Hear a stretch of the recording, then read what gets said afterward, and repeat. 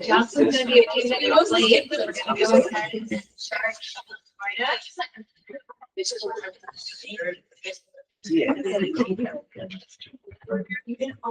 Welcome to the 2024 Garrison Board of Education regular workshop meeting.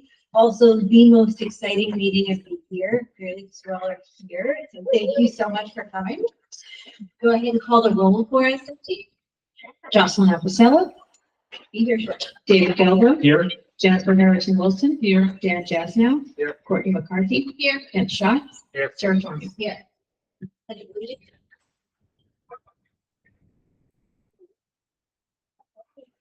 The United States of America and the one nation under God, indivisible, with liberty and justice for all. Do I have any recommended agenda changes? I'm going to read the recommended action. Be resolved, the Board of Education of the Garrison Union Free School District hereby accept the agenda as presented. May I have a motion, please? So moved. Second. You all in favor, please say aye. Aye. Nays, abstention. Now we're going to move on to student presentations. Very excited for the evening. James, I'm going to introduce. All right, so I'm going to invite our first student. I'm going to go by my order, but if you guys had another order, you let me know. So I have Antonio Lopez.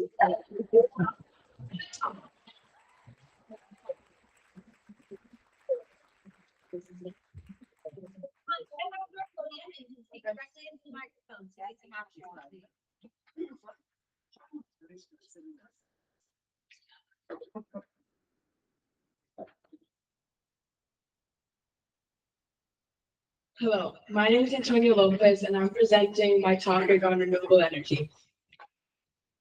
Why I chose this topic. My topic is based on Goal 7, affordable and clean energy.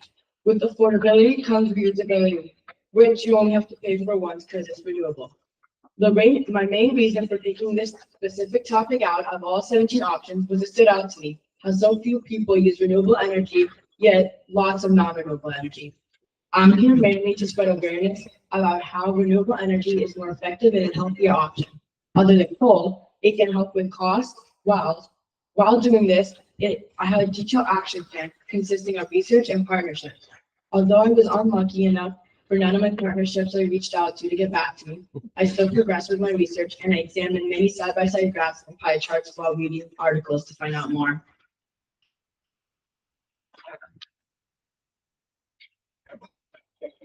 So here I have a pie chart, and this pie chart basically represents how so little renewable energy takes up this pie chart and how like a ton of non-renewable energy takes up the pie chart. Most of it is like coal, which is not really good for the environment because it's like it can produce a lot of waste and it has a lot of death causes, which is in a few next to my slides that it's in a few of my slides, which you can see later. Explanations on two of my main renewable energies. So two of them, the wind energy describes the process by which wind is used to generate mechanical power or electricity. This mechanical power can be used for specific tasks or generators can convert this mechanical energy into electricity. Hydropower basically works the same way. It's a dam which holds water in a man-made lake behind it. When water is released through the dam, it's been turbine connected to a generator that produces electricity. The water returns to the river on a downstream side of the dam.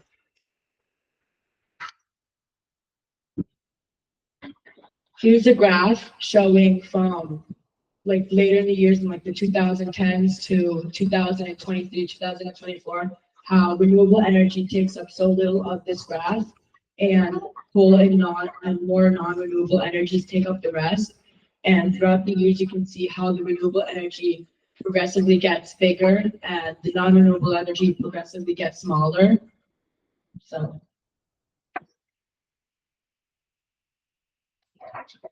there's some background on greenhouse gas emissions. Greenhouse gas emissions refer to the release of gases into the Earth's atmosphere that traps heat and contribute to the greenhouse effect, leading to global warming and climate change. Some examples of greenhouse gases are carbon dioxide and methane.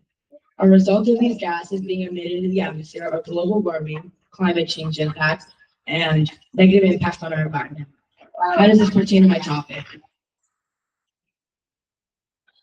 So basically, on one side, you can see the natural effects of the heat getting trapped in the atmosphere and then like the human effects. And more heat escapes on the natural effects, which is like not containing our atmosphere isn't holding in so much heat. And on the human side, which it's us causing it, more heat getting trapped and causing like the global warming to happen. So some harmful energy sources are coal, oil, and biomass. And this chart shows the death rates and the carbon emitted, coal being the first for worst, oil being the second, and biomass being third.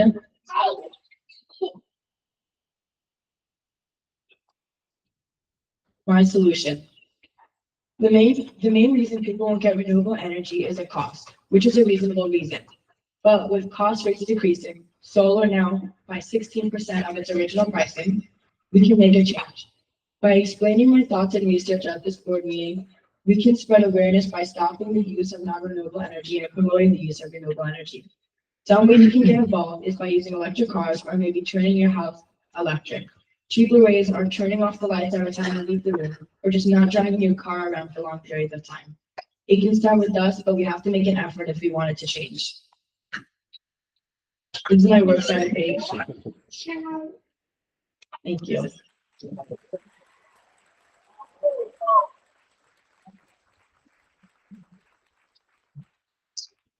you so much, Andrea, for the presentation. Next up, I have Zoe Benoni.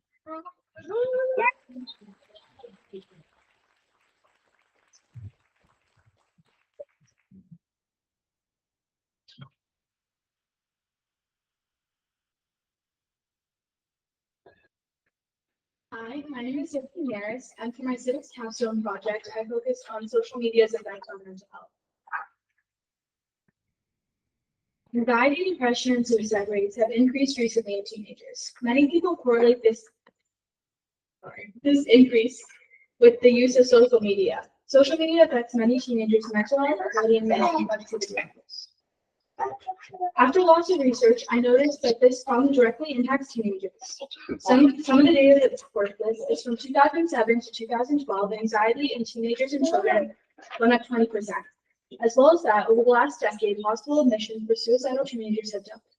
Also in 2021, suicide is the second leading cause of death for people 10 to 14, and 1 in 3 adolescents have anxiety. I chose this topic because after researching, I found it was a huge problem that needs more attention brought to.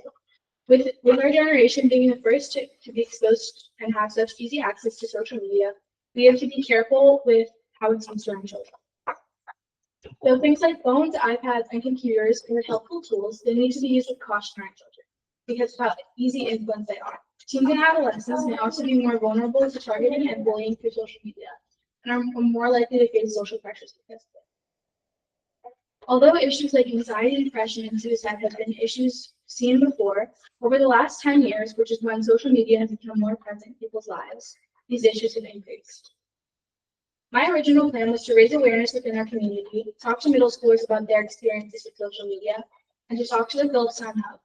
I ended up talking with the Hub on the Zoom meeting about ways to spread awareness and possible questions I could ask middle schools. I also sent out a Google form to middle schoolers to see how they feel social media has impacted their lives. In order to raise awareness, I went to the Boswell Farmers Market with Miss Arbor from the big meal. I also presented to the 8th grade as well as this. After talking to the hub that gave me many questions I could send out in the middle form. Once I had all my questions together, I sent an anonymous Google form to the middle schools. Using this information, I was able to see how teenagers in our community are affected by social media. My peers and I attended the Boston Earth Day Farmers Market, where I had a bake sale and raised $218 to eat. That's wrong. $218. The Jet Foundation is a nonprofit organization that protects emotional health and prevents suicide for teens and young adults in the U.S. Bill and Donna Santo started the organization in 2000 after their youngest son died from suicide in 1998. I chose this organization because of the founder's story and the motivation to prevent suicide. All the money I raised at the bake sale was donated to the foundation. The Phillipstown Hub is a nonprofit organization that provides a single local point of access for mental health and addiction programs, services, and education for individuals and families. I chose to work with them because they are a great local resource for anyone struggling. Some of what we discussed included the right time for children to be exposed to social media, some questions I could put on the Google form, and some ways I could take further action. They were a huge help to me while doing my project, and they helped me form a survey I would later send out. Here are the results from the Google form. Although in this chart, it shows that most students answered social media has no effect on their lives. More students answered that it has a negative effect than the students who answered it has a positive effect. To add on, when asked in a short response question how they feel after using social media, the most common responses were unproductive, drained, tired, and insecure. Some things you can do to help are to donate to the Jen Foundation or to the Phillipstown Hub. For self-reflection, you can also notice how you feel after using social media and maybe limit your child's use. Make sure that your children are responsible and safe. This is my works cited page, and thank you for listening.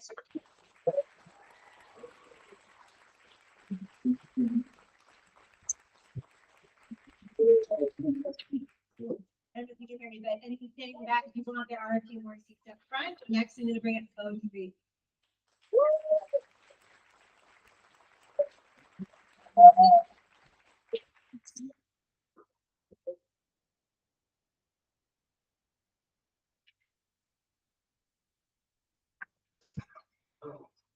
Hello, everyone. My name is Bowden, and this is my presentation for food insecurity.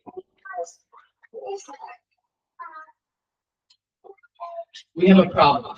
Around 44 million Americans experience food insecurity or a lack of access to an affordable, healthy diet as cheaper foods begin to become healthier. The United Nations has a Sustainable Development Goals, which are goals that the UN set that we have to reach by, I believe, 2040. I chose SDGs 2 and 3, which represent zero hunger and good health, which correlate with my project because there are like millions and millions of families around this country that are that don't have access to a sustainable, healthy diet, which is one of the leading causes of obesity in America. I also selected this project because the fact that not everyone has access to healthy food is concerning me. My initial solution was to design a more environmentally friendly packaging option for transporting food around the world, as the current packaging options are very wasteful. But I soon changed my mind because it was difficult to get access to materials needed to make such an idea a reality, and how it would be hard to adapt this packaging into the already giant industry.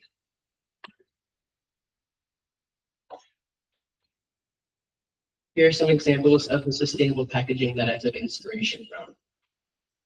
As you can see here, but these are all biodegradable options, unlike plastic, which takes like many years to fully decompose into the environment. These take almost at most a year, so it's a lot more sustainable.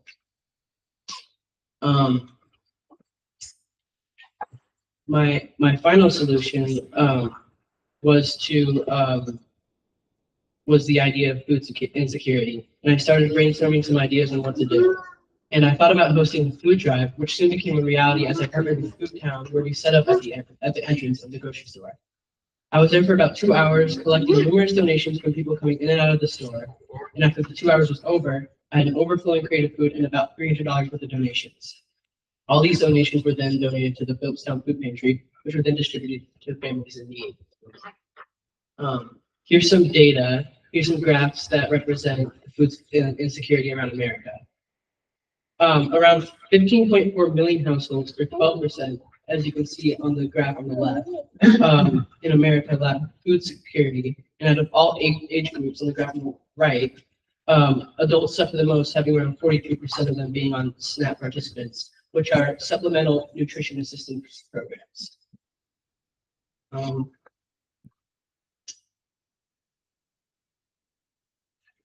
Here's some photos of the food drive I held, and after that, there's still donations coming from other people from the store, and we had about I think 10 grocery bags worth of donations that we filled the car up with, and yeah, thank you.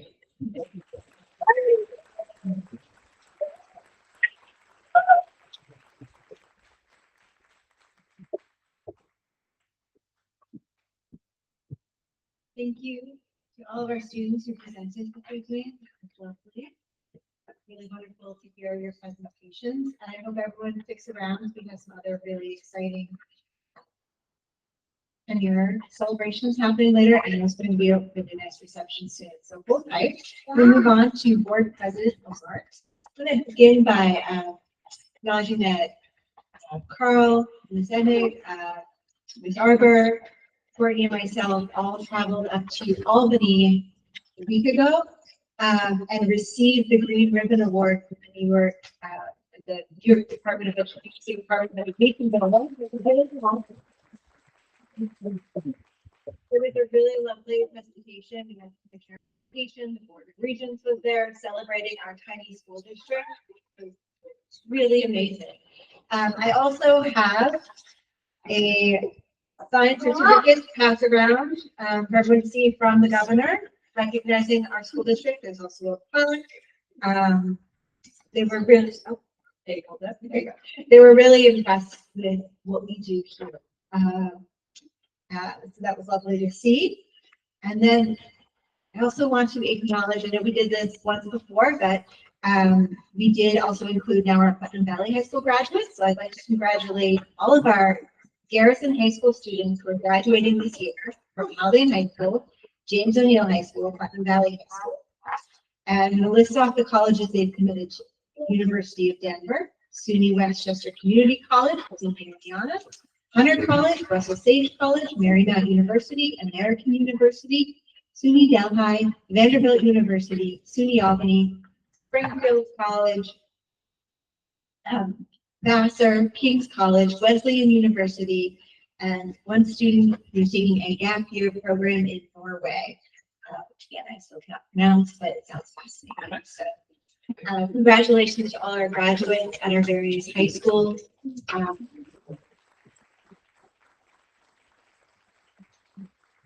We're having other graduations past Saturday, and meals is coming up next Tuesday. I don't remember the Putnam Valley date off the top of my head. All right. So that's all I have. I'm going to have a lot more to say later on. So we also have some board members coming off. But, and this is our last meeting of the school year. We start again our new year with our reorganizational meeting, which is not as exciting as one. July 11th. Just a reminder that the date changed again. It'll be Thursday, July 11th. Okay, I'm going to go ahead then, and if there's any questions, and move on to the award of tenure. So first, we have a request for approval of tenure award for our middle school science teacher. I'm going to read the recommended resolution. Okay,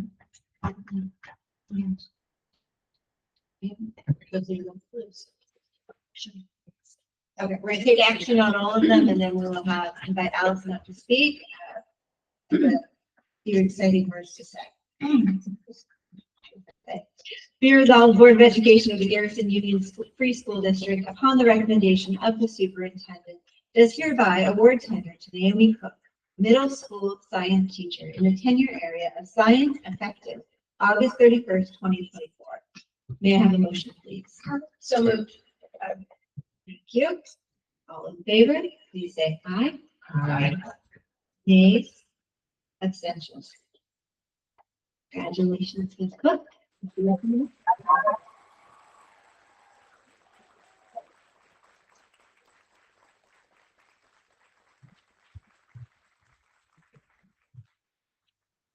Allison will include this, may allude to this in paragraphs too, but we have already the unofficial result, I believe, from the living environment, which Ms. Cook has spearheaded living environment for all our eighth graders, and we're looking at about 96% pass rate. And we have gone in these few short years, been here 4 years, from having about 7 students take these exams to the full class. So congratulations. We're going to move on to the request for approval to award tenure middle school mathematics teacher. Be it resolved that the Board of Education of the Garrison Union Free School District, upon the recommendation of the superintendent, does hereby award to Michael Roman, middle school mathematics teacher, in the tenure area of mathematics, effective August 31st, 2024. May I have a motion, please? So moved. Second. Thank you. All in favor, please say aye. Aye. Nay. Okay. Abstention? Congratulations to you.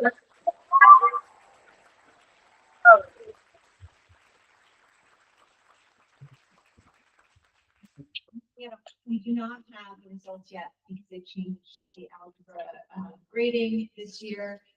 But I'm looking at 100% pass rates in the years you've been here for the students taking it, which is a huge accomplishment. Congratulations. Okay, we're going to move on to our request for approval to award tenure to our middle school social studies teacher. Be it resolved that the Board of Education of the Garrison Union Free School District, upon the recommendation of the superintendent, does hereby award tenure to Christine Valvano, middle school social studies teacher, in the tenure area of social studies, effective August 31st, 2024. May I have a motion, please? So much. Second. All in favor, please say aye. Aye. Thank you.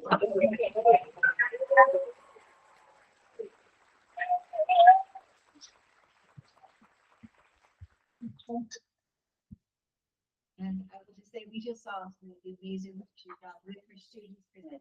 All of the students in the eighth grade this year who are eligible received the seal of civic readiness, which is a huge accomplishment and is a starting point to achieve the seal on their high school diploma. So one step in that direction, and that is in addition to adding a debate class to our school, which she leads, and a robust social studies.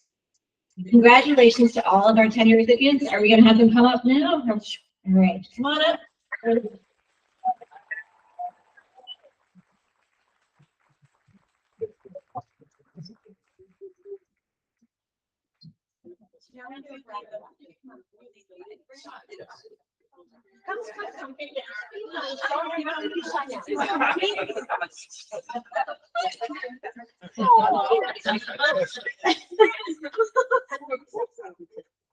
Alright, so looking at the middle school student here, guys, I mean, you guys are remarkable, just a remarkable group of educators. I can't thank you enough for everything you do for the children, for our students, for the entire staff.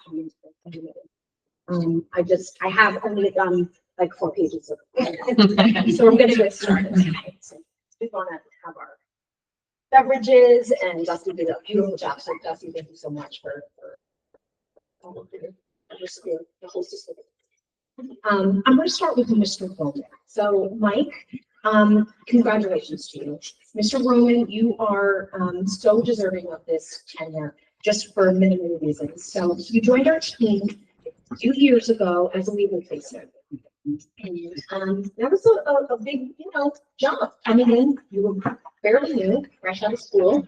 You had a ton of ambition, a lot of drive, and incredible knowledge. We watched you grow over the years, and then soon after, you obtained your probationary track position. We were so excited for you to take that on, and we just knew that you were a fit for us. The kids, it was all the mission. The kids would say to me all the time, "Mr. Bowman is the best. Thank you so much, for keeping him here." So you came in as a probationary teacher, and then you really proven yourself over the past few years, to say the least. You have forged the most amazing, meaningful relationships with your kids. Your dedication and understanding of each and every student is really, and it's evident in everything you do, and your attention to detail and attention to the needs of the student is just remarkable to me. With everybody. Your personal touch has proven invaluable in fostering a supportive and effective learning environment for your students. I wanted to say that not only is he just committed in the classroom, but there isn't a single second throughout the day where there are students in his room on his prep time, during his lunch periods, after school. You will see him not only working with students on his own personal time, but also after school. He's at the school dances, and every single school dance. He devotes time going to early after school sporting events and cheers on the students. He did Rocking Horse Ranch overnight trip and was on the banana boat all day with the kids, going down like the mountain tubing. He was keeping up with those 14-year-olds.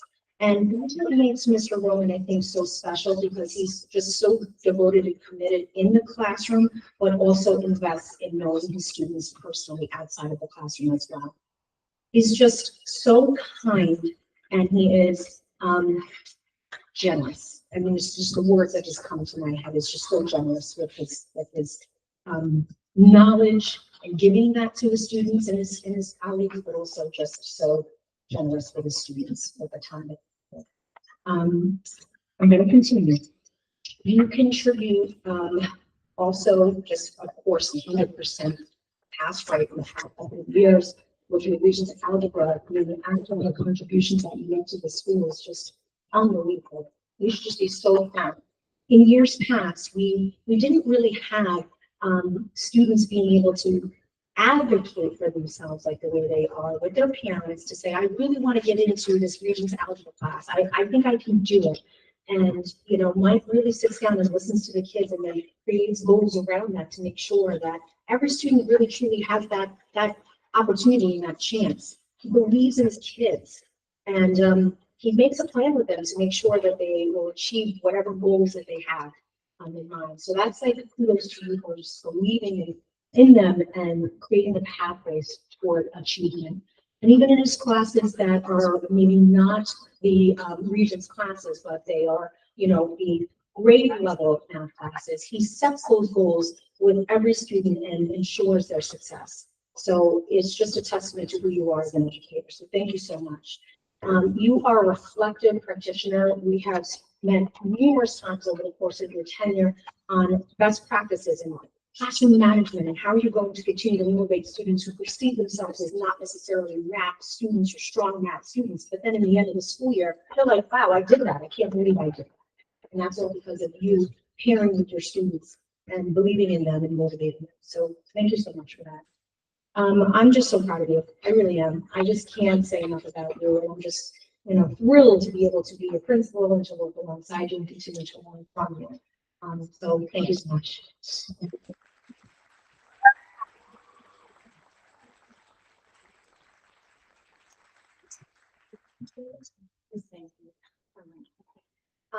Now I'm going to gush over Naika because she's amazing, extraordinary, and I just created a new word, amazing word.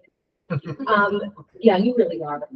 Naomi still comes with us with many years of teaching experience in the high school in Chappaqua. And I remember when I first met you 4 years ago, you came to me, you said, oh my gosh, 6th grade, I don't know 6th graders. 8th grade, yes. Because, I taught 9th grade, I taught high school. But 6th grade, they're foreign to me. Now you have a 6th grader of your own, and you know exactly what to do with 6th graders. And you've proven that over the course of the 4 years here on how you can take your expectations, which are rigorous and super high, and somehow, differentiate it and get it to a level where your 6th graders can thrive. And over the course of the 3 years, you've built a 3-year course toward having every single student take that living environment equations exam. And that is remarkable. I just can't put it up. With raising expectations. So, I just want to also say that your students dedicated a yearbook last year to you, and that was for a reason. Really, one of the biggest reasons why we do what we do is because you care and love your students and you have strong relationships with them. Last year, for our 8th graders, they were like, we're gonna dedicate the yearbook to Miss Cook. And this year, your students feel the same way. They just simply adore you. They really do. They share that with anybody who crosses their path. So they consider, Miss Alvano like a mom. They consider, Mr. Roman sort of like an uncle or a big brother.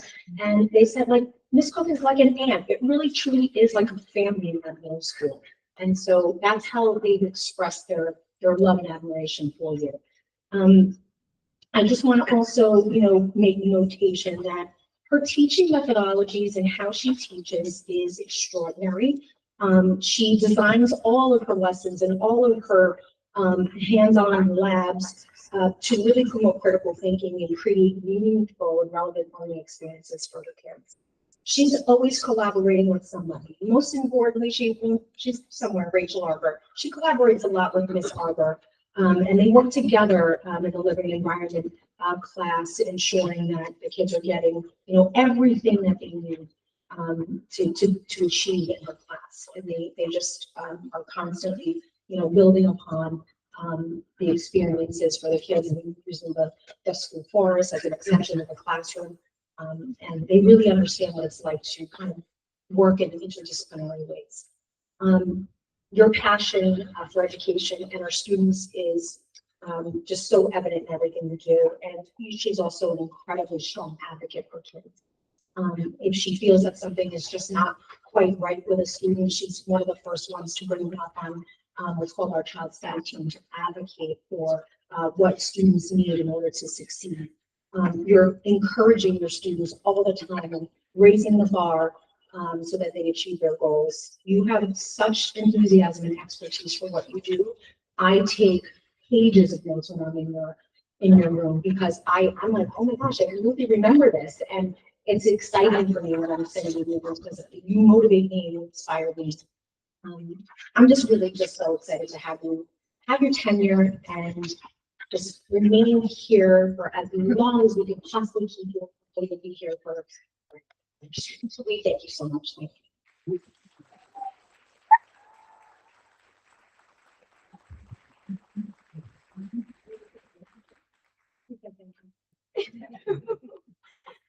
And then we have the fabulous Ms. Valmani.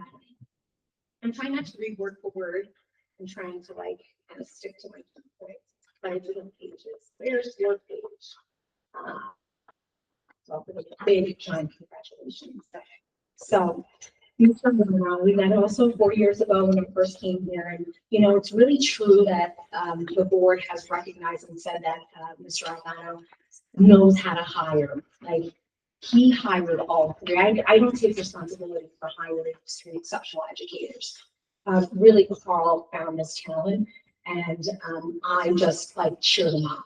My job is to make sure that I equip all three teachers with the resources necessary so they can do what they do, which is connect with kids, build relationships, and make sure that they achieve success. So it's been exciting for me to watch all three just grow, and Chrissy in particular too. She exponentially has grown in her role as a middle school teacher. Teaching 6th, 7th, and 8th grade sections of that much content is exceptionally hard. It is challenging.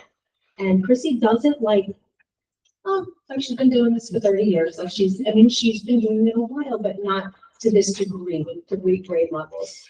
You are dynamic. You bring so much experience, knowledge, expertise to create content-rich instruction. Everything you do is project-based. It's inquiry-based. You make kids think. You have transformed your classroom environment into something so rich and dynamic. I feel that when I walk into your classroom, You showcase their work in various ways, in different modalities. The kids are creating podcasts. It's not just like all traditional ways to show and demonstrate their learning, but you always take it to another level. You are student-centered. Your student, you know your students deeply, they know you deeply. You can see it's just reciprocal, and it's just, they adore you. They adore you. Your contributions extend beyond social studies. You created the most, I think, enriching and engaging debate classes. Kids are wanting to debate topics that we always talk, and Chrissy will say, do you think we can do this topic? Should we do this topic? And I'm like, whoa, slow them down. These kids want to talk and they want to debate, they want to argue, but in the most respectful ways, and you've shown them. So it didn't come naturally for the kids. It comes naturally for them to argue, but it didn't come naturally for them to do it in ways in which the discourse is so respectful, but built on like research and knowledge and finding the evidence and bringing the evidence to the table.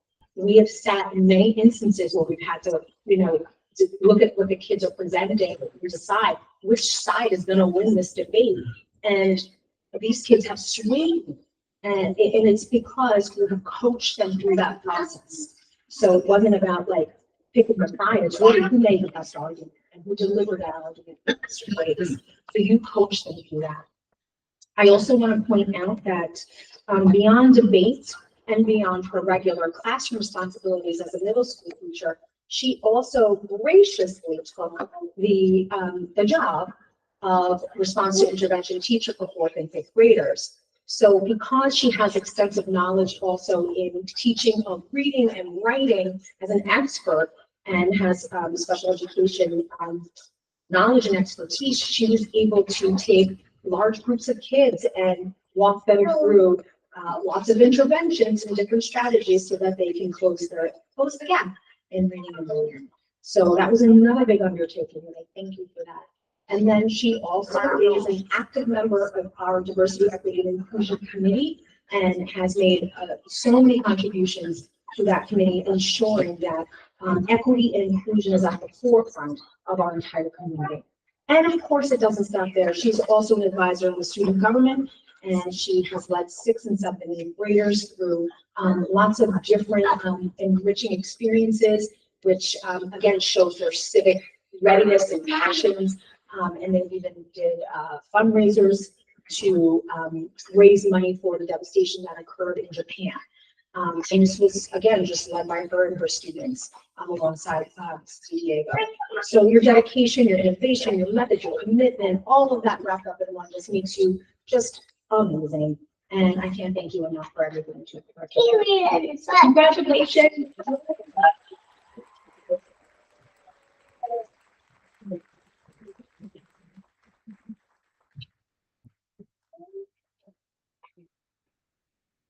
So Mrs. Kello has a certificate and we'll get a token of our appreciation for all 3 of you for receiving 10.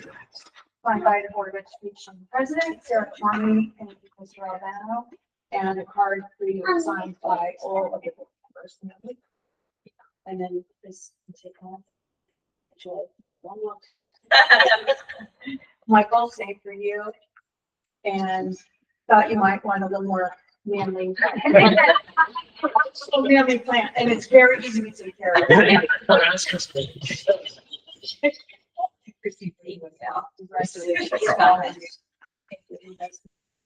Thank you.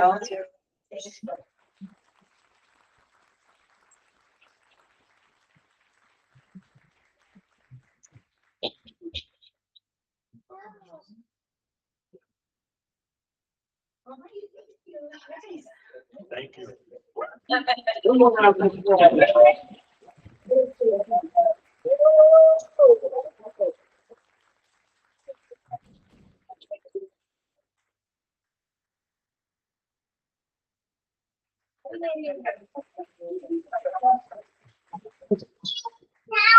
We're going to move on to a few more comments on the young people, the ISD, recognitions, but really important.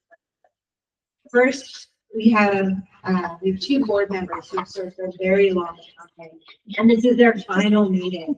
We begin with David Kelber, who has served 9 years, dedicated to this community.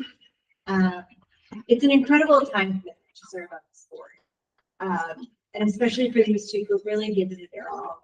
Right? David's clearly been on longer than I have, and he really set the bar high for everyone. In fact, I don't know how we're ever going to hire another superintendent without you doing an interview with him, because it is like a 60-minute interrogation. He is that good at that detail oriented. And yet every question has the students of this district at their front.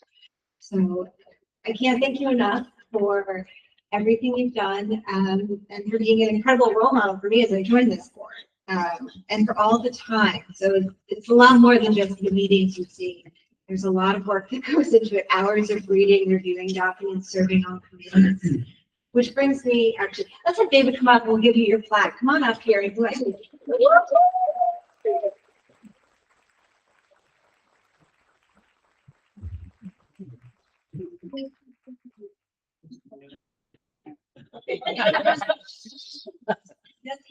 very special. Do you remember when we started the demolition for the capital projects in the summer of 2021? There were lots of pieces of lumber that were demoed, in particular in the elementary wing. And so rather than have those end up in a landfill or in a dumpster, I had the guys take all of that in the back and came down with my husband's truck and began a process of making renewable things to use here in the school. So I saved 2 pieces here and there.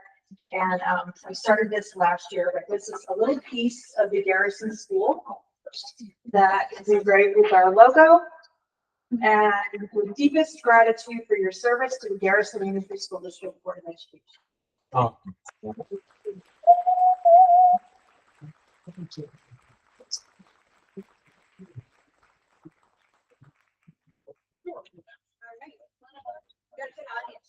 You don't want to stay here. I know how this goes. Nobody wants to stay with I warned Sarah that I had a couple of things to say, and I figured even after 9 years, I better put them down in writing. Extemporize. Anyway, so what I'm going to say is that this has been such a great part of my life for the past 9 years. It's going to be weird to find something to do every other Wednesday night, especially when the Knicks aren't on. But at least I'll be done seconding motions for things to vote on that I haven't read. I'm the only one who does that, right? I didn't have much to do with it, but I'm very proud of what the Garrison School has accomplished over the past decade. Besides the quality of education, which continues to be very high, as I know from my 2 daughters who have benefited from it, the school has done some really innovative stuff. You know about some of it under Carl's leadership, especially with respect to environmental education. It's a big deal. It's not 1990 anymore. It's not 2010. It's 2024. In a week like the one we're experiencing right now, which says a lot about what our kids will be facing over the course of their lifetimes. Now I'd like to suggest one more innovation for the Garrison. Anyway, so I have one more innovation for Garrison School to suggest. We think of Garrison as a homogeneous community, but the larger community it's part of is not. Every Saturday morning, I head over to the Appalachian Market at 403 to pick up egg and cheese sandwiches. The place is packed with Spanish-speaking workers, contractors, field hands, folks we often rely on, folks who have great life stories. They live a few miles from us, but for most of our kids, those people are invisible. Now, one of the candidates for president says that he wants to deport 1 to 2 million of them. That probably includes some of the guys that I run into on Saturday morning ordering breakfast at 403. So before I say my official goodbye, I'd like to suggest that Greg, Allison, and the faculty look for ways to make our Spanish-speaking neighbors more visible to our kids so they can get to know each other, hang out together, and share their life stories. Thank you for everything. I really enjoyed this period of my life.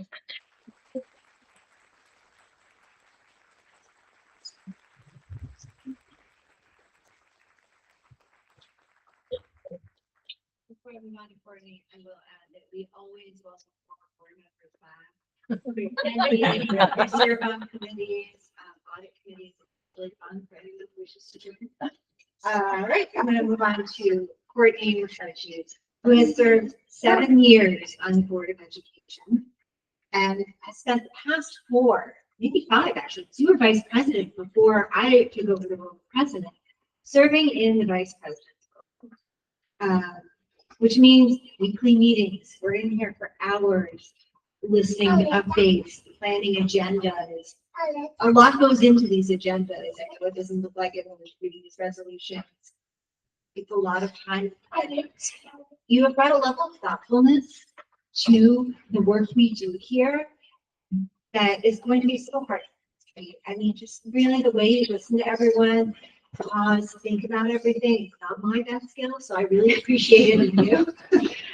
It has been such an honor to work with you, hear your ideas, your thoughts, your care and concern for the students and the teachers and the staff, which is evident when Carl came on board and he opened the school during COVID. We really thought that we were about to cry. In addition to, I mean, during your tenure, not only hired a new superintendent, 2 actually, usually one. We got through COVID, we added high school, we added pre-K, we've changed the way we look at our financials and restructure our business office. It's a lot that goes on behind the scenes. So, thank you so much. Would you like to come get your piece of the Garrison School?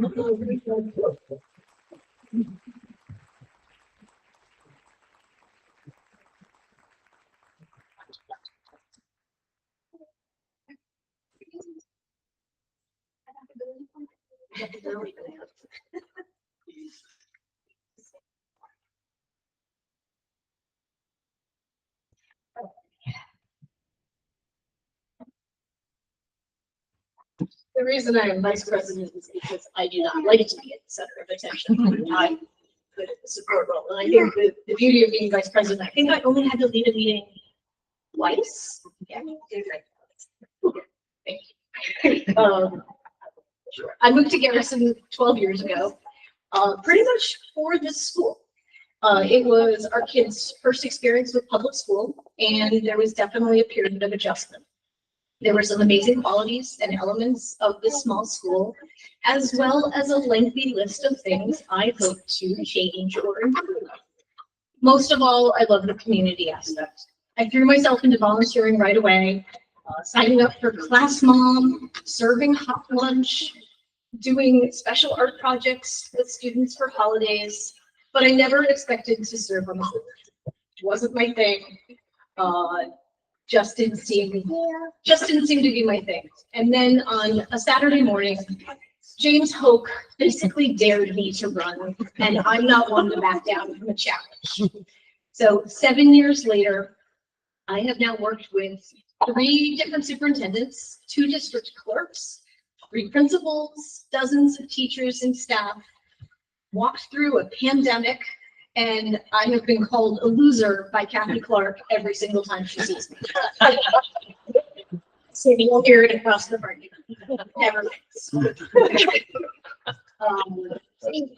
The Garrison School has come such a long way since I first started here.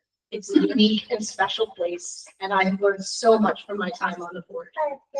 I'm not an athlete by any stretch of the imagination, but I understand more fully the power of working as a team. This school would not be able to be doing the things it does without the collective work of the admin team, the teachers and staff, the students, the board, and the parents. And I'm so proud to have been a part of it for the last 7 years, and I look forward to seeing what is to come. Thank you.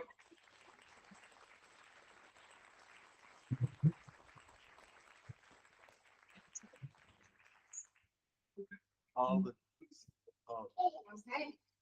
And next we have the recognition of retirement for our superintendent, Mr. Albano, who will now go on to be just up the road at Howden. We didn't see the announcement.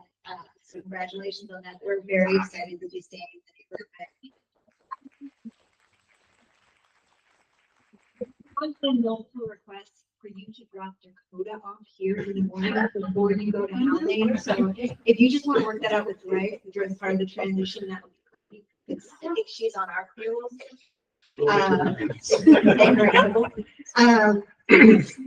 So I gave my big speech for Carl last week at a beautiful concert we had to honor the music program that he was instrumental in bringing to Garrison.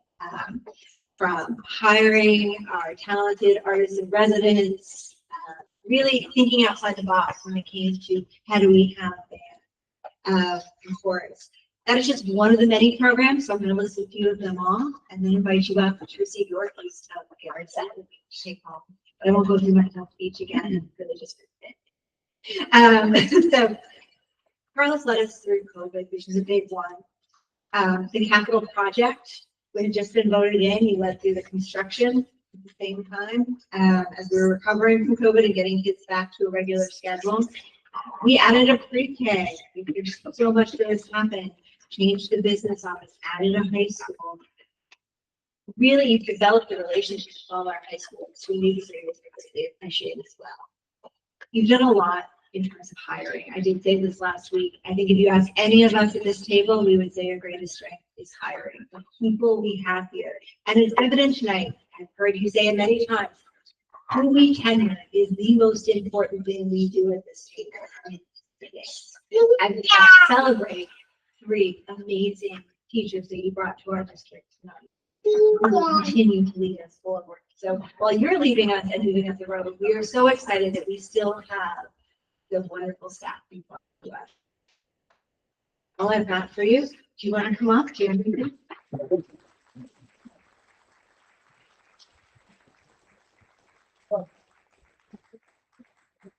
I did not prepare a speech because I feel like I've been spoiled. Back in the fall, my official retirement, I received so many well wishes and beautiful comments.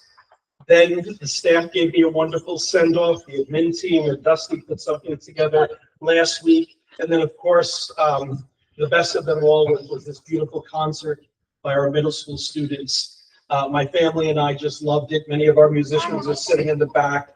You guys were amazing, and we're just so proud of you. And that really was the greatest gift, the greatest retirement gift I could receive. I just need to say thank you to this board for giving me the opportunity. I see James over there. When he was onboarding me, it was a little scary, right? You know, pandemic, a lot of changes, but we came together, and this just has been a gift. Okay, you're thanking me, but I need to thank you, all of you. And the collective work with this board has really made all the difference. The superintendent can have ideas and vision and want to do things, but without the backing of a board like you, you cannot accomplish all the wonderful things that we've accomplished. And then I turn to Sarah and her amazing leadership, and she doesn't get enough credit, but earlier she talked about behind the scenes. Courtney, Sarah, and I meet every week. Sometimes longer than I'd like to keep them, and they're busy, both of them, but they give the time and they care deeply. And David, you retiring at the same time is like an honor. We're both moving on in Courtney, but we did some wonderful work, and your vision and your dedication really paid off. And the students, it's so nice to see you here supporting your teachers. They are 3 pretty amazing people. And I've been to many tenure ceremonies, and I've never seen this many students turn out. And I think that's something.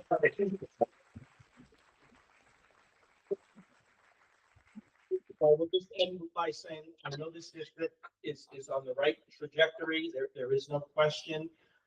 With this board and the stability that exists and the support, I know the new superintendent will continue the great work that's been happening here. And I'm glad that I'm only down the street because we get to stay connected to to some degree. And I wish you all the best, and thank you.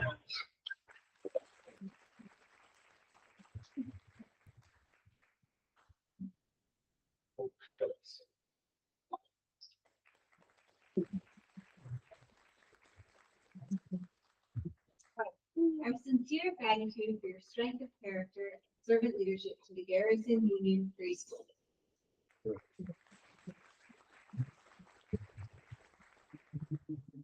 I'm sure everyone has things they wish to say, but we can have it all together. Discuss a little bit about where we'd like to propose to put some different things into different funds as to bring that number closer. Thank you, Kim. I'm going to go ahead and move on to Joe's presentation, which hopefully will answer all of your questions on what the fund is. Joe, the floor is yours for the fund balance and reserve fund update.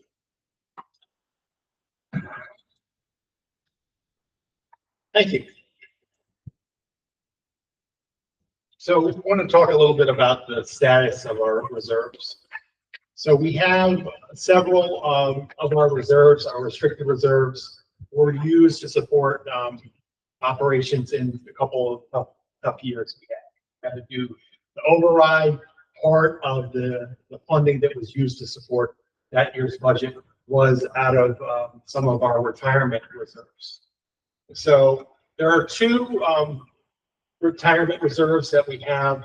One of them is has been around for a long time, the Employee Retirement Contribution Reserve, and that is for contributions that the district makes towards the pension system for people that are in employees retirement system, which is typically labor class people. This is not people with teaching certificates. And then the Teachers Retirement Reserve, it was created a few years ago as a subset of the other retirement reserve in order for schools to also save money for those contributions. And that we did fully exhaust. And the ERS, or Employee Retirement Reserve, is below the targeted amount that we set for our reserve plan that we developed in the spring of 2021. These are the reserves that we have. So we've got Unemployment Insurance Reserve, which is for your payments we would pay towards any unemployed people. The ERS Reserve, or the Retirement Contribution Reserve, is $309,000, and then we have tax certs, which is for if a taxpayer disputes their assessment and there's an agreement that's made between the county and that taxpayer. There's a reserve for that. Employee Benefit Reserve Fund is for that is for paying out things like unused sick time or vacation or any retirement incentives or things like that. And then we have reserve for debt service. There's a lot of funds in that, but that can only be used to support capital expenses. And if you use that, it reduces the amount of taxable funds that you can bring in by the amount that you use from the debt service. So our current balance is 0, and we have a target of 2 years of expenses for TRS, and the funding recommendation is at $60,000. The reason why that is low is because there's a limit as to how much you can put in every year for TRS, and this is under that limit. And there's also a limit, it's either 10 or 12% of pensionable salaries. That is the overall limit for the reserve. The ERS reserve, the current balance is $309,000. The target that is in our reserve plan is 4 years of expenses, and the funding recommendation of $200,000 would get us basically there. So that'll bring us closer to 4% by the fiscal year end. It won't necessarily bring us under 4%, but it is a little challenging for a district this small to get to that level. But I think going from 11.3, what we ended last year, to a number that is maybe close to half that is a good start. So. And with that, if there are any questions.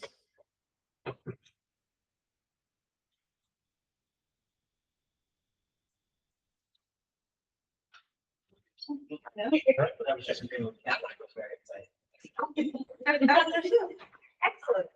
I think we have the transfers on later in the agenda, so. Yep. Keep all that in mind when we get to that point. Thank you so much, Joe, for putting that together. You're welcome. Following the plan that the board approved 2 years ago as a result of our internal audit.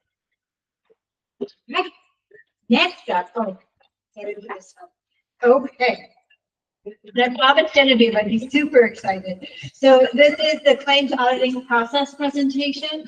Genevieve is our district treasurer. This is a position we added as a result of, I believe it came out of an audit, needing to separate some of the duties as to who does what within a business office. We're very small, but we still need to meet the different requirements set by the state. And Genevieve, having been an auditor in the state comptroller's office, knows a lot about this auditing process. So when we had some questions come up about what are we looking at when we're looking at the claims auditing report, Joe graciously volunteered her to come present to the full board on this. So hopefully this will answer all of our questions. We can then go back to committee. We'll have a new audit committee for next year and look at if we want to make any changes, meet with our claims auditor more in depth after this. So, all right, I'm turn the floor over to you. Thank you. Thank you. So claims auditing is not this exciting thing, don't let's have.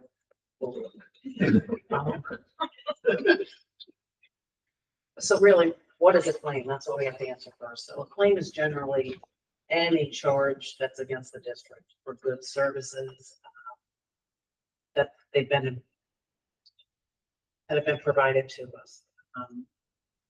We have no standard form here on how it's presented. It could be a utility bill. It could be an employee fills out a claim form to get reimbursed for approved expenses. But as long as it's a valid claim, or at least the business office feels, you have to wait for the claims audit to really determine, then we'll put it forth to be paid. Why do we have to audit claims? So now why do we have claims auditors after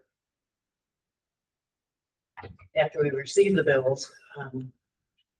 Well, we all know about Rosamond. I don't know anybody in New York who's in education that doesn't. New York State Education changed the law to require it. Claims auditors tend to do the same job around the state. And most districts, actually all districts at this point, will have policies that follow the state education law.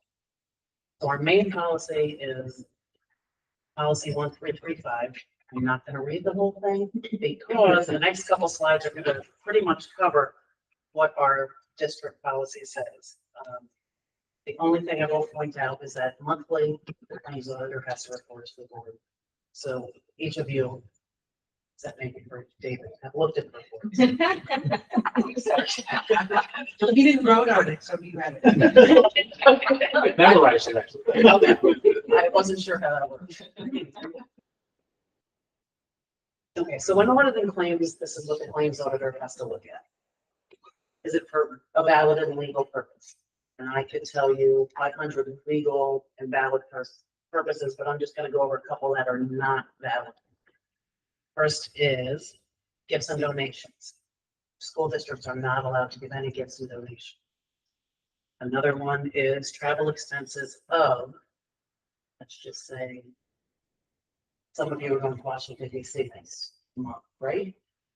So if you take your spouse, we cannot pay for your spouse's travel expenses. That's not a valid expense. And I'm going to leave one on that I was going to say. Who wants me to say it? Okay. I think I like you. I feel like it made me laugh. Alcoholic beverages are not a valid expense. Um, So the other thing is, I'm just gonna go over these quick, and then I'm gonna show you what our claims are, because Kathy for the spreadsheet she uses, and I'll show you how, kind of how these tie in. Um, Was the purchase authorized and approved? It will never, ever go off my desk if it hasn't been authorized and approved, just so you all know that. Are there sufficient appropriations to pay the claim? Is it mathematically correct? So you're supposed to make sure that 100 plus 100 totals 200 and not 200. Is it sufficiently itemized? We need to be able to determine if everything on the claim we received, it's what we asked for. So we need to make sure it's itemized. Does it meet legal and policy requirements? Our policies cover the legal requirements. So you can do some reading if you need to.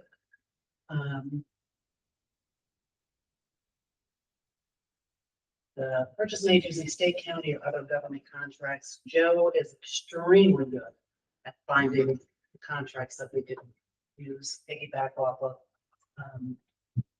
I think that's one of the tips. Sorry. Sales tax. We can't pay sales tax. So that is definitely one of the things that Kathy Clark will check for. And she has found it, but we've already crossed it out and not paid it.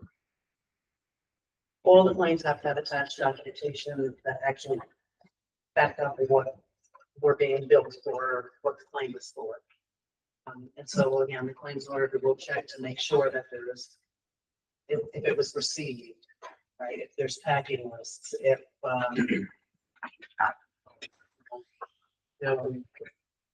would be trying to put what other documentation, or could be a contract. So we're physical therapy, occupational therapy, we work with contracts. So the claims order will always check the contracts. I think that clarifying question, when you talk about authorized and approved, so they also have to be pre-authorized before, you can't like decide to buy something, like, if you're gonna purchase something, you have to get it pre-approved before you actually purchase. Sure. So I will say this, even though I don't think this is for claims order. There are certain instances for like electric bills that we have recurring charges, plus a few other vendors that we have a PO with an amount on it that's more than that what we initially need. So that's the only. You have to do that so that in case something happens, you're covered. So Right. But all purchases are approved before they're made. All right, so this is a sample of just the header of word paper that Kathy Clark uses. I'm sorry, I'm getting old, so I need to move a little bit closer so I can kind of. Come on. Yeah. Or should I just go? It's not gonna go that far. You just talk about it. We can hear you. Okay. So what she checks is the starting check number on each warrant and the ending check number. And she carries over the ending check number from the previous warrant to make sure there's no missing checks. So that's really to make sure that Joe or I did not write checks in the middle of it, just not put them on a warrant. I'm not gonna say taking the money, but just pretty much that's what I'm saying. And she notes if there's any missing checks.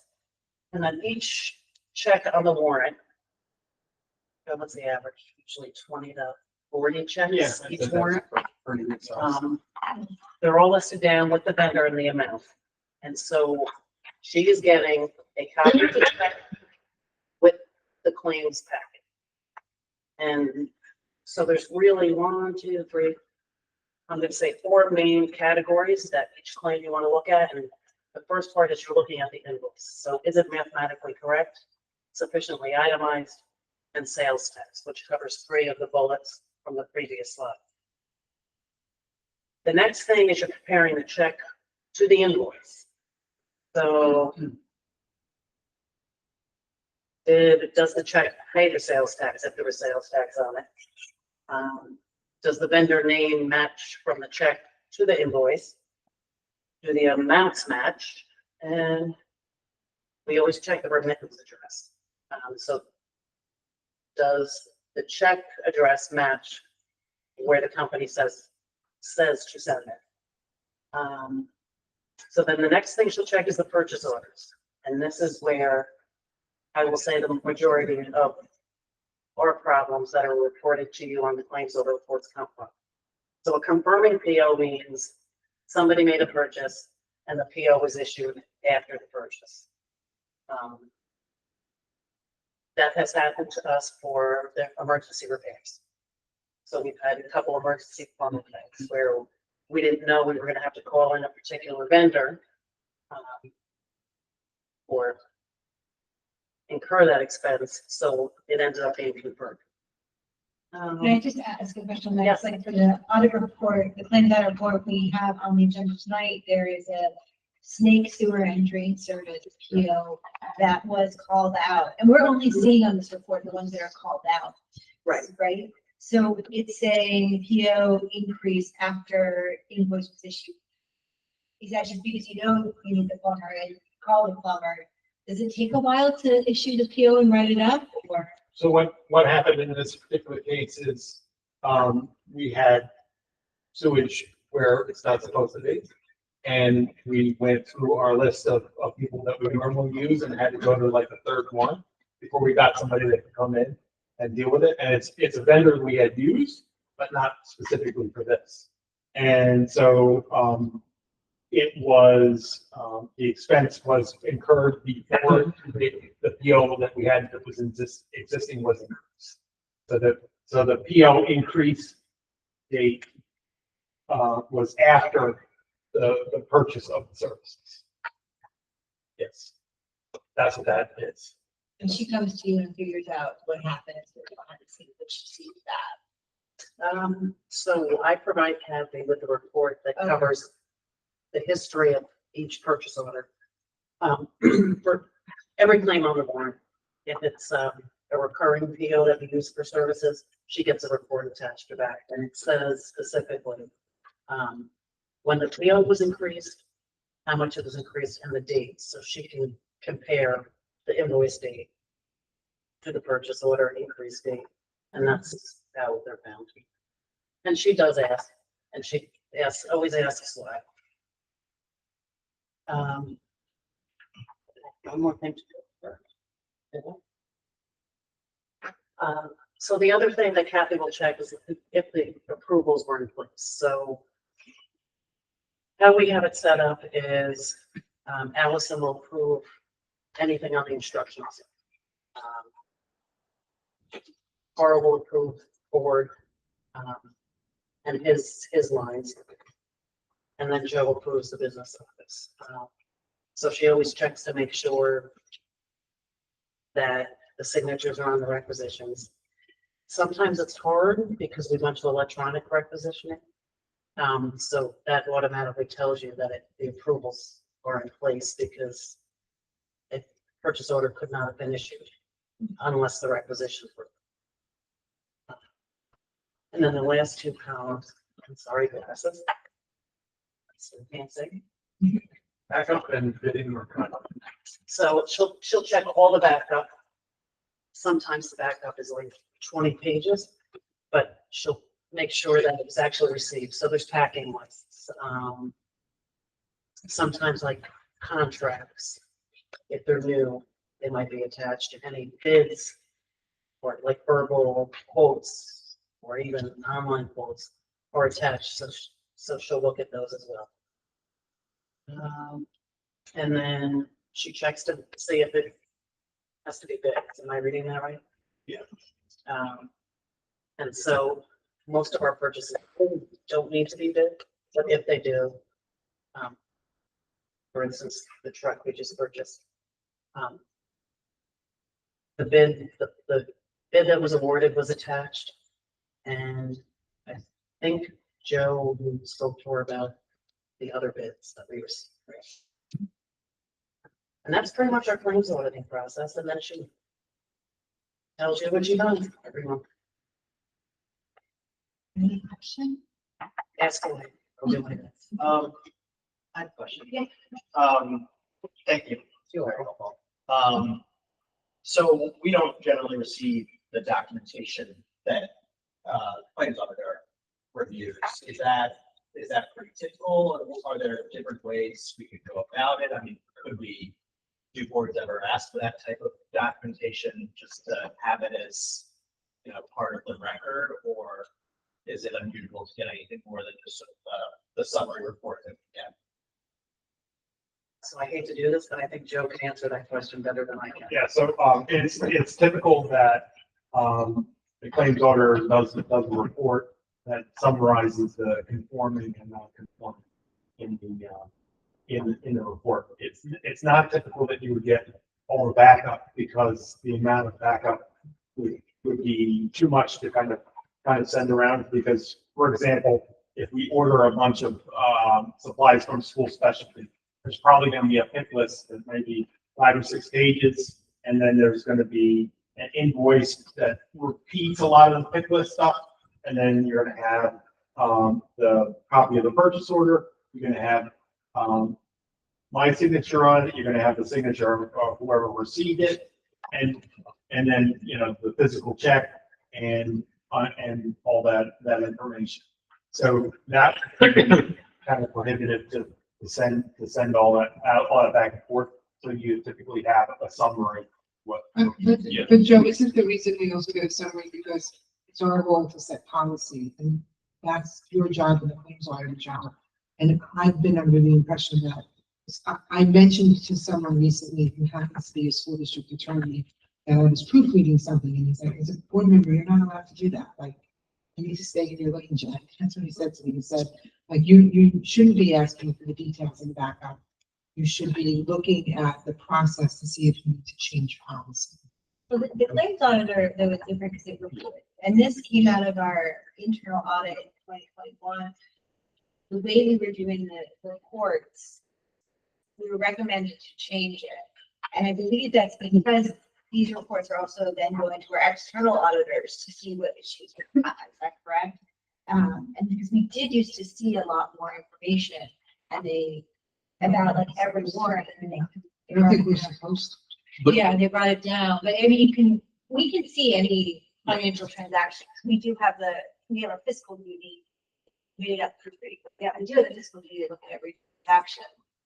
If I could just add, I remember speaking with our legal counsel on this. You could designate a board member to do the work that the internal claims auditor is doing. I've never seen that happen. You basically, when you appoint the claims auditor, you are designating that person to do the work for the board. But technically, one of the 7 board members could be the claims auditor. Carl and Kathy Clark are the only 2 people who go forward directly. And the treasurer, Genevieve, yep.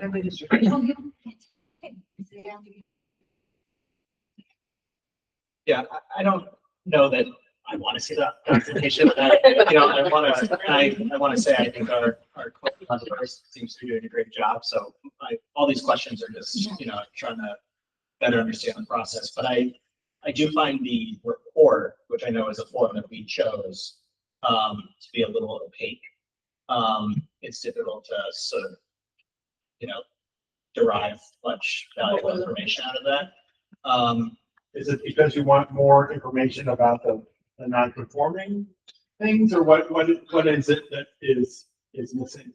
So I know we're jumping around a little bit on this, but I'm looking at the claims audit report. Yeah. And so warrant A47, we have the check date period covered. So one question that I have looking at this is there appear to be 2 check batches, starting sequence 42108, then ending 42109, then starting sequence 42112, ending 42151. But unless I'm missing something, it doesn't seem to account for the checks that are not in that. So I 109 through 12. could tell you what happened with that one. Payroll got run in the middle, Sometimes, we'll make claims that need to be paid right away. So we start a new warrant. And most of the time that's fine because it goes in sequential order. But in this case, payroll got put in the middle of that. So if you look at one of the payroll ones that are, blacked out on there, you should see those check numbers in, that are the missing check numbers from there in the payroll. Maybe then if we, the bottom page, maybe a table or list of what changes we'd like to see. And then send it on to Kathy. Like, for example, if there is a payroll, which is designated as like check signature, which you think used to happen, I'm not sure why it's blacked out. Yeah, is there a reason the payroll is blacked out? I think that's just the way it's scanned in. Gotcha.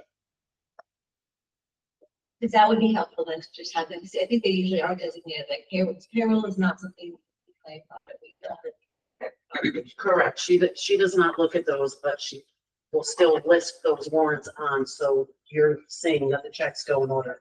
I don't know what happened with this. I think that would be helpful. I mean, so if we're looking at this, we're looking at these audit reports to verify that all checks are accounted for and to know if there are any non-committing checks that are then documented. I think sometimes it may just be, that we're, maybe it's just a scanning, but that it's not always possible to sort of confirm some of those details. And I don't know if there's any, so then, there's very helpful information under the non-conforming checks. I assume we would not want that for the conforming checks, just because there'd be so much information. So I think that's what we used to have. It was like every check in detail, and that was too much. Yeah.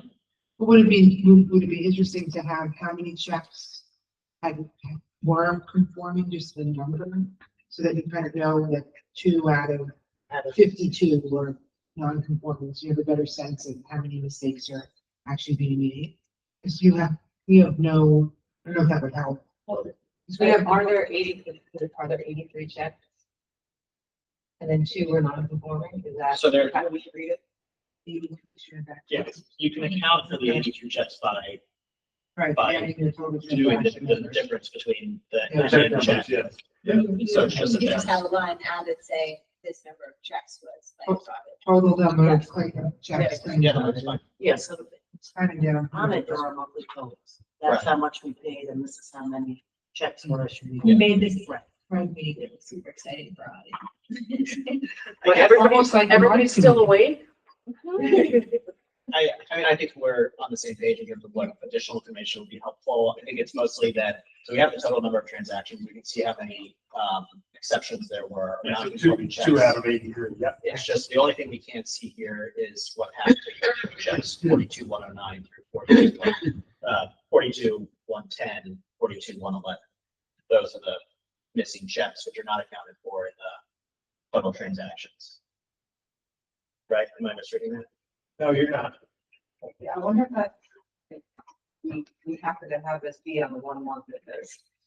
Yeah, I mean, it's almost like you want to make it a real, like a document you can just upload and then scan, Yeah, I mean, Receive it as a PDF, so it looks like it's in Excel. As opposed to scanning. that's just that additional information. So accounting for all the check numbers, even the ones that are payroll, so we just know we have all sequence. Right. Right. We have that information passed on to our friends. So then come meet with the audience. Any other questions for Genevieve? I would just end with thank you so much for your time. And also, you could impress upon your successor, Carl, how important it is to have everyone document all purchases. I think Joe's department's doing a really good job trying to make sure that they have all the documentation they need. That is clearly important to this board, so we can pass that on to everyone else in the building, that it is a priority for us to ensure that it's clearly documented to make all of the job. So just before I go, Okay, yeah, of course. I just added this on just for you. Thank you. It's all the legal references as well as a link to, comptroller publication on Congress. I won't pay that tonight. Thank you. Don't you sleep? Let's watch the board meetings later on. That's great. Thank you, Genevieve. Oh, you're welcome. Thanks for having me. All right, well, that was exciting. And now I'm gonna move on to public comment. Public comment is intended for members of the community to speak openly and voice concerns in accordance with policy 1510 of the Garrison Union Free School District. Any person wishing to speak shall comply with all provisions of this policy.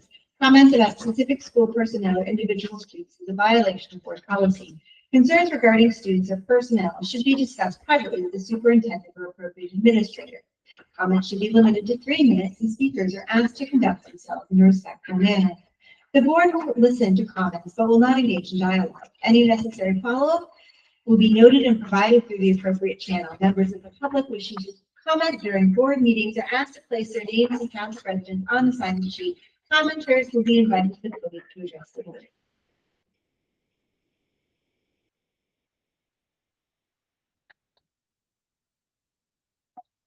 I'm going to go ahead and close public comment. Right, we'll probably have a chance later on.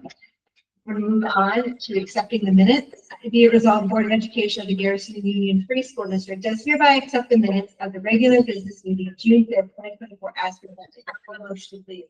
So moved. Second. You have any questions on the minutes as presented? All in favor, please say aye. Aye.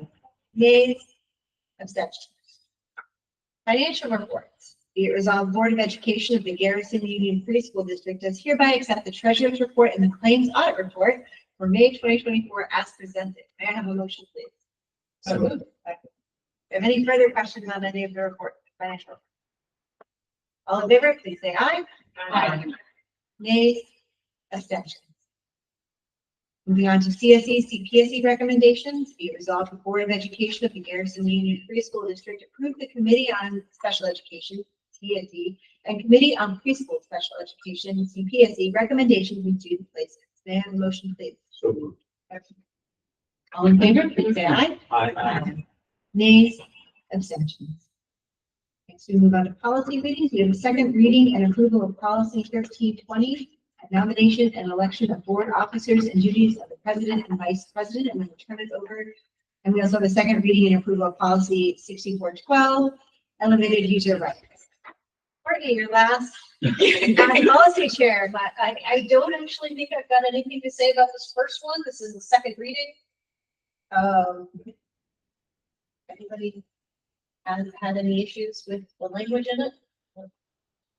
Well, I'm not being vice president anyway, so you get to pick anyone. Do you want me to read the resolution? Oh, you want to do that? Sure, go for it. Be it resolved that the Board of Education of the Garrison Union Free School District, upon the recommendation of me, Courtney McCarthy, Policy Committee Chair, hereby approves policy 1320 as presented. May I have a motion, please? Second. All in favor? Please say aye. Aye. Nays, abstentions. All right, do you want to do the next one? Sure, the second one, we'll read the resolution, and then I want to check in with Jen about this. Be it resolved that the Board of Education of the Garrison Union Free School District, upon the recommendation of Courtney McCarthy, Policy Committee Chair, does hereby approve policy 6412 as presented. May I have a motion? Second. We discussed this in the last meeting. I know there was some concern with some language change. Jen, I just wanted to make sure. And the last one was just maybe. Great. Okay. All in favor, please say aye. Aye. Nays, abstentions. Moving on to the personnel items on this agenda, be it resolved, Board of Education of the Garrison Union Free School District, upon the recommendation of the superintendent, does hereby approve the items of the personnel consent agenda as presented. May I have a motion, please? I did have a question. Motion. Why is the art teacher appointed yearly as a 46? That was the lawyer's recommendation, Jen. Okay. That, all part-time teachers that you make them an Oh, annual all appointment. part-time, okay. Yes. So that's all part-time. And we only have one currently, but we've had part-time teachers in the past, so they recommend an annual appointment for that. And also these are per diem substitutes. Yes, these are all returning subs that they're people who worked with us before, some certified, some non-certified, filling different positions. And we're recommending them this evening because we do have two summer programs with a total of about 45 students. It's fully staffed, but just in case a teacher is out, we can call upon subs. Do I have any other questions? All in favor, please say aye. Aye. Nays, abstentions. Moving on to new business, be it resolved, the Board of Education of the Garrison Union Free School District hereby approves the new business items as presented. May I have a motion, please? So moved. Second. And here we have the approval to authorize the appropriation of reserve funds, which we discussed earlier. We have the designation of receiving high schools for 24-25, which includes Howland, O'Neill, and Putnam Valley. And other contracts. Does anyone have any questions? And I just had one question. Yes. The, all the therapists, is there a reason that that's not contracted for BOCES? So you can receive CD? These contractors are ones that we have used in the past for these specific items. The one of them is for providing for a homeschool student. That is local. But I can't really speak to the rest of them as to why that we have for as long as we have. What I do know, Jen, is some of them are independent service providers. They're used for different reasons. For example, one particular therapist is willing to provide services in the home. Some service providers do not wish to do so. So they're not used extensively, but it is good to have a group of service providers. What I haven't done with this group though is ask them, would they potentially be willing to work with us through BOCES? And I do think that is a good idea. I just haven't done that. And a couple of them we just implemented this past school year. So I think maybe between Joe's office and mine, if we can do some outreach and see if they're willing and put them in touch with BOCES. You're right, that there is aid available. Would that change the contract as written? We don't, once we have these contracts, doesn't mean we actually are using them, correct? It's just we have the opportunity to use them, should we use them. This is as needed. But I think it is worth exploring if they'd like, to work with us through arrangement with BOCES. They may not. And then you could contract with them directly. So there's nothing wrong with contracting directly. And again, they're as needed. But I think it's worth trying to. But you may lose some aid. Yeah, and it may be mutually beneficial and good for them as well. Being a part of BOCES may lead to. And some of them might already be. Thank you, Jeff. Go ahead. And then change, we can go ahead and add that, change it. Okay. Yeah. Okay. Do you have any other questions on the contracts as presented? For the, There's also your legal. oh, yes, we're gonna rehire our lawyers. I'm very excited.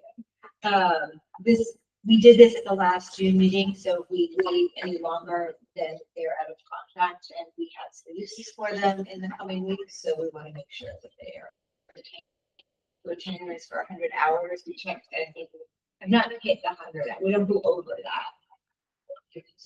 Currently, a lot of things are outside, but the very modest. There's also a couple more pages stuff. Oh. Just so you know. Does anyone, does anyone have any questions on the disposal of assets? Or is it budget transfer? Joe, do you want to speak to that? Yeah, so it's we had some expenses that are going to hit the BOCES bill that were unanticipated, then we usually transfer money to be able to cover. And we have to approve that all the military services. This is the big one.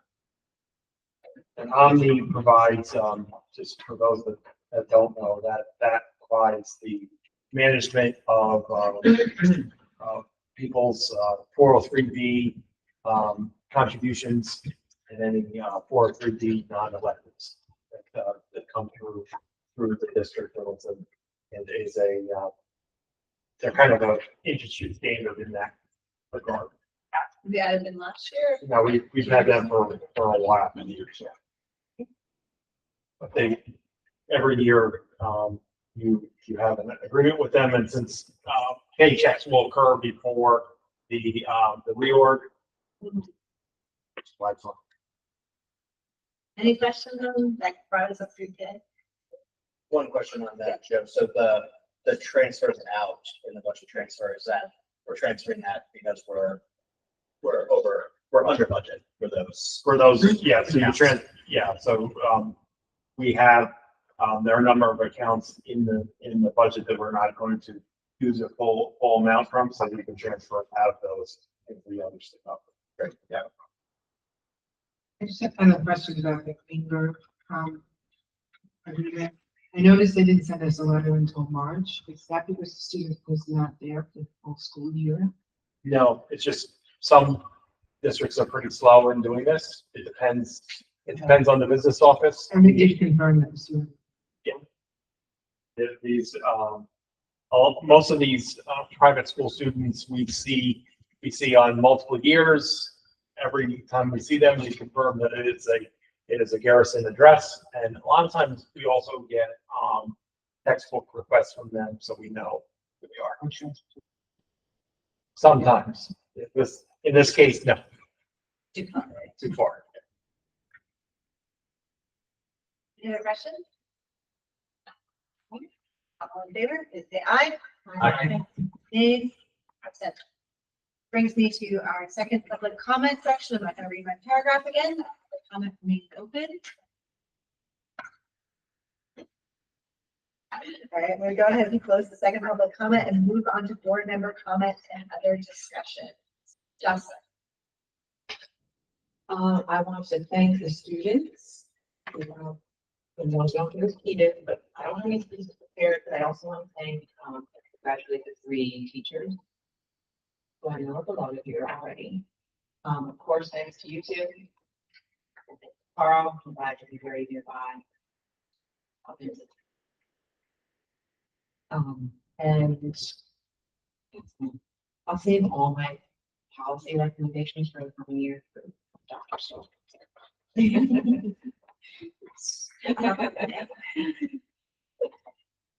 David? Everybody Last chance. But, It's your last chance. I guess all I would say is I haven't really thought about this, about singing things, but this is such a collegial group. There's just never any nastiness. It's really sweet. I mean, like maybe there will be more arguing about stuff, but there's a real collaborative, consensual quality about this group, and I think we should celebrate that. Period. Thank you. So I'd like to echo what Jocelyn said. I'd also like to add that for those of you that have been watching the news, if you noticed on June 10th, the Board of Regents released the new New York City Graduation Measures Initiative information, which by the presentations made by the students tonight, I know we're really along the path, really ahead of the curve with that. And while we don't have high schools, and this is going to mostly impact high school graduation requirements and Regents exams that have been in place since 1895, I think.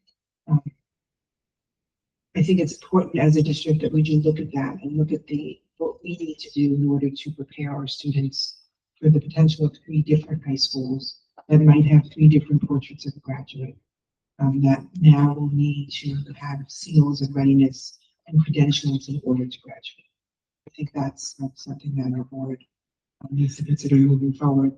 And also, I noticed that, again, with the CPSE, CSE recommendations, I do think we should put on our radar looking at our special education numbers for the future.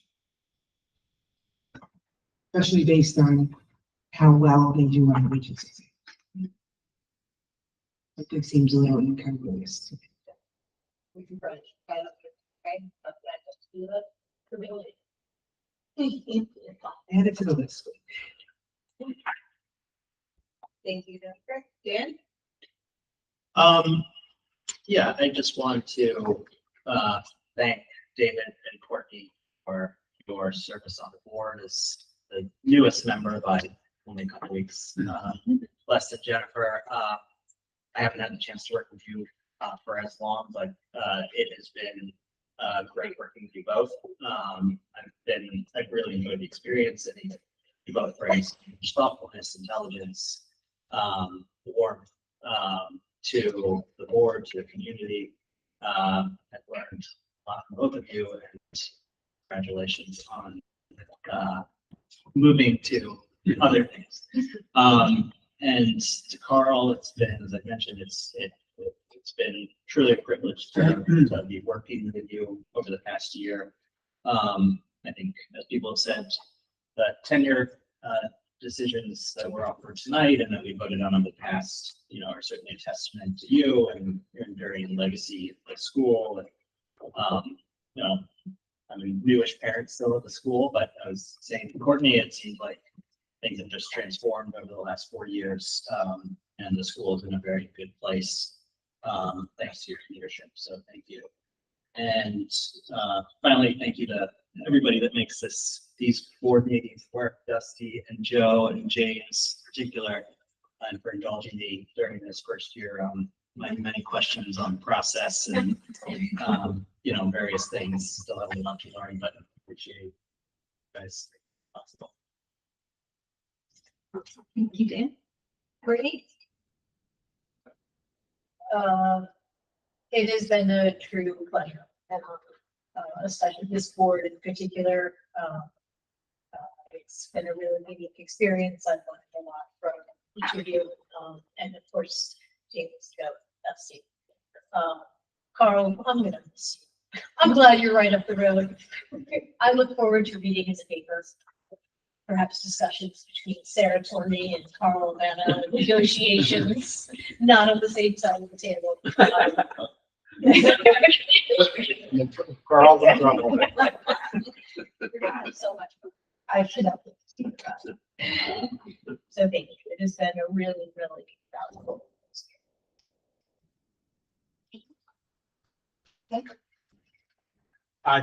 It's wonderful to see the capstone project come to life. And just the 3 middle school teachers. I feel as a parent very fortunate. My 3 kids had those 3 teachers during middle school. They all have different paths. My 3 kids, but each of those teachers have uniquely helped them become better students in the subjects. So again, it goes back to testament to you, Carl, and the environment you created here. The hires that you made. Paulding is very, very lucky to have you for that year. It'll be a very challenging year. I look forward to coming over in the fall and completing our case to do a tuition set rate with you before. Courtney, David, it's been great working with you both. It's, I came into this pretty ignorant. A lot of things at the school board have both been great colleagues, and we'll serve the mission. Only final thing I have is meet you with an asterisk. I had a rough afternoon, and so I actually grabbed the wrong gift certificate off my desk. The gift is coming on Friday. I have a weekly meeting. Part of it is here now. But at least, so sorry for this season. Oh my goodness. Oh. The rest of it's coming. Thank you. Thank you very much. Yeah, it was not.